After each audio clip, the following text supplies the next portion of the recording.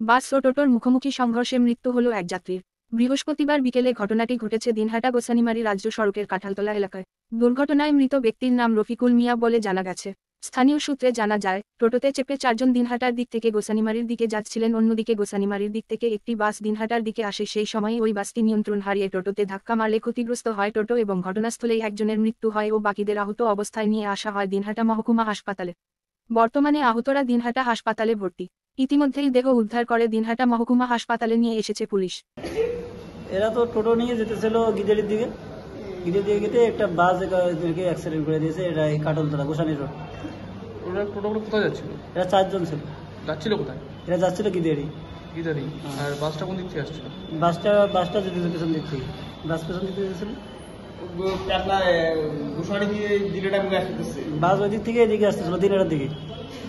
আমি তো ছিলাম না ওখানে, আমি সঠিক বলতে পারবো না। কি নাম ওনার? যিনি মারা গেছেন ওনার নাম রফিকুল মিয়া, বাড়ি? সিঙ্গিমারি।